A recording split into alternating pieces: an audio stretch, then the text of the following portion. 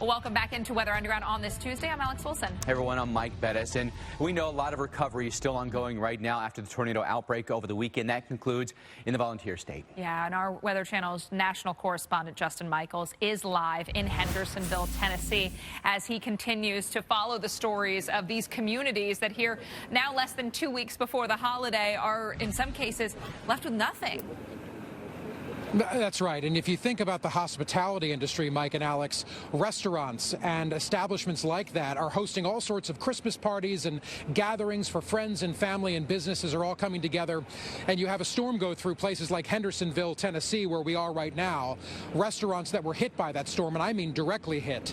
What did they do during the storm, and what are they going to do after the storm? Well, let's go talk over here to Kelly, Alvin, Cruz, and Jessica, because these kids were actually in this building, Jolly Ollie's, when the storm went directly over, an EF2 tornado over the restaurant. The owners were not here at the time, and these four, in addition to the rest of the staff, took it upon themselves to save all the customers and themselves in the restaurant. So guys, tell me, you knew that there was a tornado warning. There were people in your restaurant. Kelly, I'll ask you first. When you knew the storm was coming, what was your inclination, and how did you know we've got to get people downstairs? When the lights were flickering and I kind of blanked out during it. I don't really remember much, but I remember Alvin and Jessica trying to get everyone in the party room, everyone from upstairs down. Like, I just don't even remember anything from that night. Alvin, what made you jump to action? What was it that scared you enough to say, hey guys, everybody downstairs?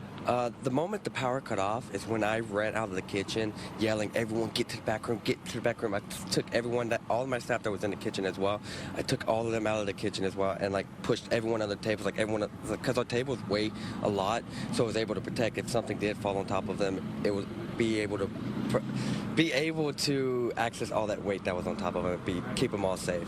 Just thinking about the people. Right. Cruz and Jessica, did you know, had you gone through drills, did you know what you needed to do if a tornado or severe weather approached? You knew where to take these folks?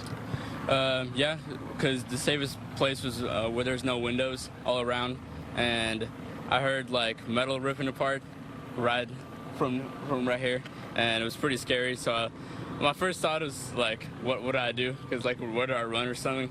But then I saw all the people climbing in, so I was like, okay, probably I should get there at the corner. So basically. And Jessica, after the storm was over, and you guys emerged, and everybody took a sigh of relief probably that you were all still there and not hurt. What were those moments like after the noise stopped and it was quiet? Honestly, it was so surreal because I've been here for about 2 years, and that night my mother was in the building and my little brother and sister were here as well because they were just trying to find shelter. And my mom wears her heart in her sleeve, so she was like, oh, I feel better being in the environment where my two, young girls are at.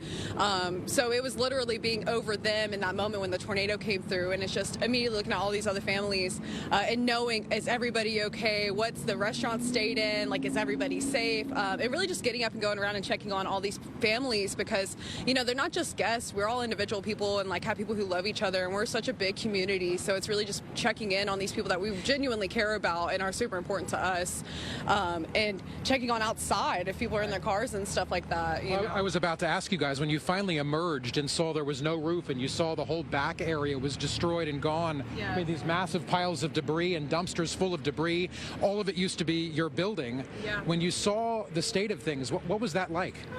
It was definitely a scary thought because 4 years ago we just went through all of this.